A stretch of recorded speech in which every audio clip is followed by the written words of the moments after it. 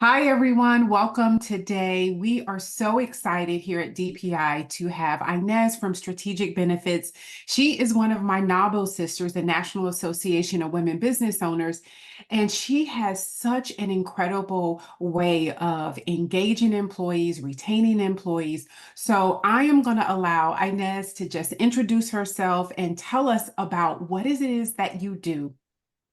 Thank you. First of all, thank you, Roslyn. I appreciate the opportunity to share with you a little bit about what I do and why I do it and why I'm so passionate about it. Yeah.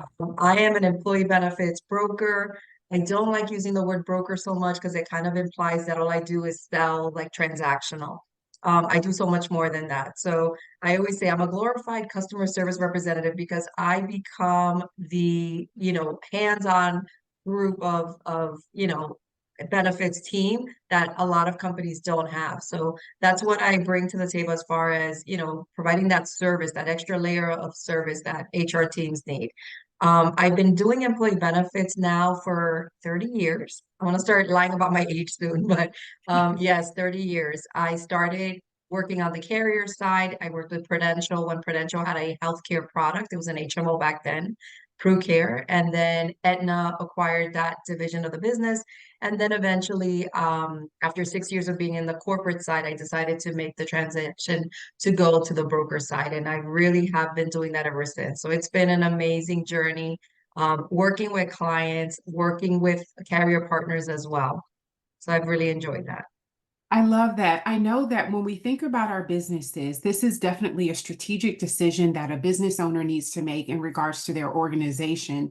And so, talk to us a little bit about what are some of the benefits of being able to provide employee benefits. I think what I love about strategic benefits, it focuses not just on here's your healthcare plan, but truly the total wellness of employees. So, help us understand some of those benefits.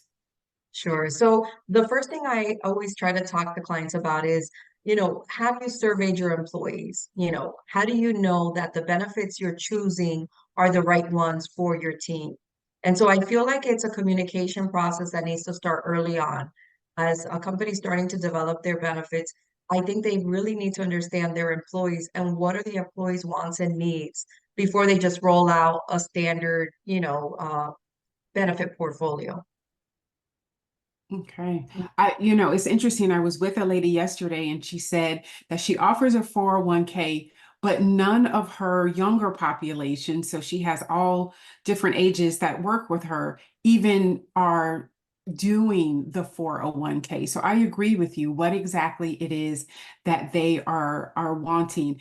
I know that you have the ability to really customize these insurance plans for these organizations. What should they consider? At what point in someone's business should they think about offering employee benefits? Is it when they bring on their first employee, or is it when, they grow larger? Talk to us about that. Sure. So I always say you start at the very beginning. From the moment you open your doors, you need to already have in mind that you're going to grow your business and you're going to have employees that are going to allow you to grow your business. So from the very beginning, you need to start thinking about specifically your industry that you're in, the type of employees that you're going to have, because every industry is different. So the demographic of employees is also differs based on industry. So I see companies where there's a young generation of employees, the very young employees, like your example of a 401k plan, they don't value a 401k plan. So putting a 401k plan, which is very expensive, by the way, there's a lot of fees, there's a lot of compliance requirements. It may not be the best way to reward and retain these employees that you have. So you start at the very beginning, understand your industry, understand what your competition is doing, figuring out by actually interviewing your employees, what are the type of benefits they're looking for and how do you fill those needs that they have. But I think it's very important to start from the very beginning. It doesn't matter how small the business is, there's going to be employees and there's going to be benefits that they need. There just may not be the traditional benefits we're used to, like health insurance or dental or vision. It might be a different type of benefits. Mhm. And that kind of like brings me into 2024, where we're seeing that the trends, what we saw before as being the popular benefits, are not as popular anymore.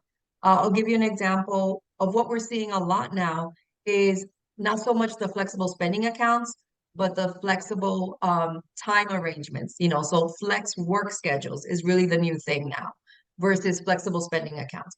For older employees, yeah, flexible spending accounts are great. If you have children in daycare, they're great. But if you're young and what you really value is time for, you know, yourself, for vacation, for volunteering, for being involved in your community, you know, you have to take that into consideration as well. So when you're evaluating your benefits, really think about the type of employees you have, what they value, and then start building from there. Oh, Inez, I think that's so great. I know often, like in marketing, we say you need to be the voice of the customer, but for your employees, I love how you talked about really understanding what it is that they need so you're not wasting anyone's times or resources. Oh, that was great information. So I know that October, November is such a heavy time when there's all this open enrollment, whether it's Medicare or just, you know, if you're for your corporations. I know when I try to get in touch with you during that time of the year, it's just a busy time of the year. But my question is, why is that enrollment period so important? That enrollment period is crucial. And the reason being is if you get your benefits, let's say health insurance through your employer, usually you're paying with pre-tax dollars. So whatever contribution you're doing is pre-tax. So the only time you can make changes on your plan is during your annual open enrollment period. Now, fourth quarter, you know, between that month of October through December, a lot of other companies. So if you have a partner, if you have a spouse or a partner, and you have the opportunity to join their plan, it might be their open enrollment period as well. In addition, if you're an older employee and you're Medicare eligible, it's also the Medicare marketplace time, you know, so it's a time when it's their open enrollment period. And on top of that, then we have the individual marketplace, you know, through healthcare.gov. So you have a lot of different opportunities during the open enrollment season. And you really want to make sure you make the right decision because once it closes, you're Mm. pretty much, whether you made a decision or not, you're stuck where you are for the next 12 months until it reopens again. So you really need to take your time and evaluate all the different options you have available, and then decide what's best for you. Because again, if you didn't make a change or you decided to make a change, you're kind of locked in for 12 months because of Section 125 and the way that employers offer benefits on a pre-tax basis. So it's not necessarily your employer being difficult. This is an IRS requirement with the Section 125 rules. So if you're paying for your insurance with pre-tax dollars, you're locked in until the next annual open enrollment, unless you have what's called a qualifying event. And a qualifying event might be marriage, birth of a child, adoption, or losing coverage for whatever reason. So unless you have a qualifying event that could be documented where you actually have to show proof, you're kind of stuck where you are. So it's a really important time to, you know, get, you know, familiar with the benefits that are being offered, ask all the questions you need to ask, and make sure you have time to make an informed decision. Okay, thank you for that. So with that being the case, when is the ideal time for organizations to work with you, businesses to work with you? So one of the things that I try to recommend to folks, especially if somebody's starting up with benefits, I always try to say, let's get away from a January 1 effective date. Let's get away from that crazy season. So we can work at any time of the year. That's another myth that sometimes clients think that, you know, employers think that they're stuck with a broker year round.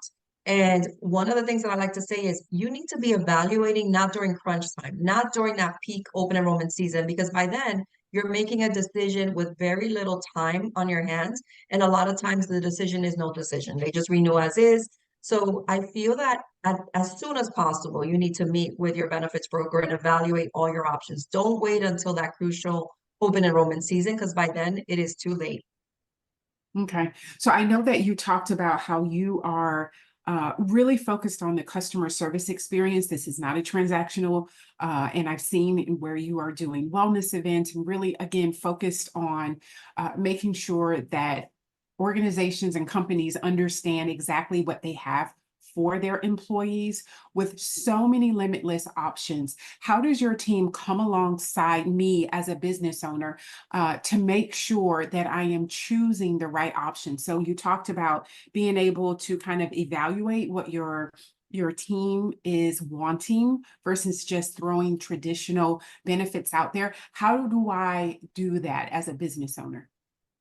That's why I think it's really important to have that personal approach Mhm. when it comes to your employee benefits. So actually meeting with the employees, that's something that, unfortunately, post-pandemic, everybody has kind of gone to Zoom meetings and not personal meetings. But a lot of times those people feel uncomfortable asking a question in a Zoom meeting. And so what I feel is like we need to go old school and actually meet if we can. If it's an option to meet in person, let's meet in person because it's easier when you meet in person. People feel more comfortable asking questions when they have that friendly face that they're familiar with.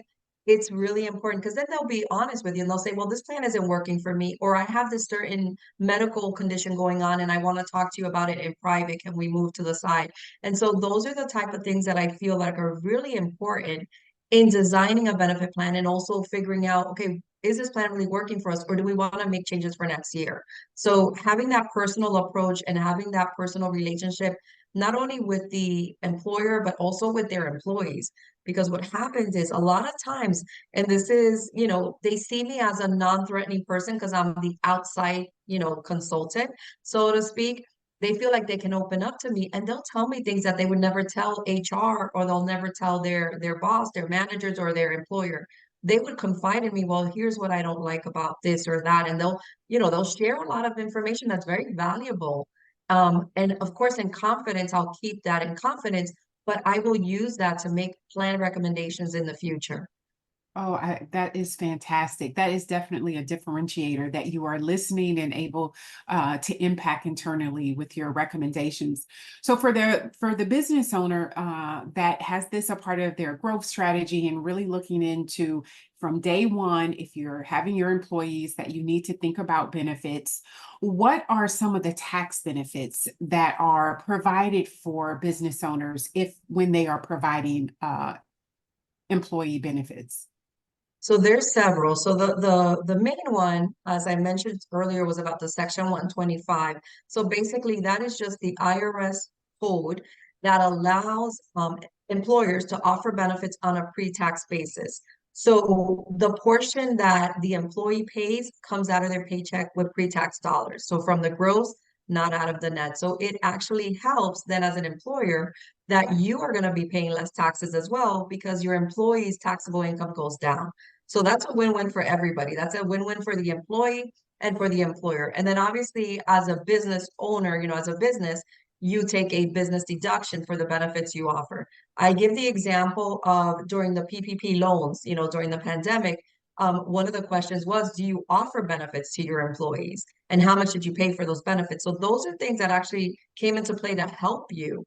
So not only with the Paycheck Protection Plan is you could actually use some of that money for benefits. So it was a really great way to kind of help companies continue to offer benefits. But between the Section 125, the tax savings that the employee enjoys, but also the employer getting a break on the taxes, because obviously the payroll taxes are all going down if everybody's paying with pre-tax dollars. That is great information because business owners, I mean, right, who doesn't want to save on those operating expenses that they have? So, Mhm. Inez, I feel like we can sit and talk for such a long time, but I know that business owners might be saying, man, I want to get started. This is definitely something I want for my team. Let our audience know, how can they get in contact with you? What is the best way? Best way is they can just send an email to info@strategicbenefitsonline.com. They can call my office at 954-839-8570. We are there to help. We enjoy doing what we do, and we really value the opportunity of meeting with companies and giving them as much information as we can and making this a more enjoyable process. Awesome. So for the person that this is like the last thing, but as a person who is sitting there and is getting benefits, uh, can you just give them a message about how important it is to prioritize actually using those benefits? Can you talk to that population? Wow, yeah, that's really important. A lot of times, again, you're making decisions just out of like, okay, well, which is the least expensive? I really want you guys to take the opportunity to really get to know which benefits are right for you, not what's good for your coworker, not what your colleague said is the better plan. Don't necessarily just because you have the income say, well, I'm going to buy the most expensive because that's the best. That's not always the best. I believe in diversifying, just like your portfolio, diversify your benefits. So choose wisely, choose based on your own medical conditions, choose based on your own utilization patterns, and put whatever extra towards your retirement plan. Like, don't give it all to the insurance companies. I am like the non-traditional broker that wants to make sure that you get educated before you purchase, so you use your money wisely. So thank you. I mean, 30 years of experience here. I am so excited that we had this conversation. Thank you so much for all of you that are watching. We will put all of the information in our show notes. So Inez, again, thank you for this time and have a wonderful afternoon. Thank you, Roslyn, and thank you, everyone. Bye-bye.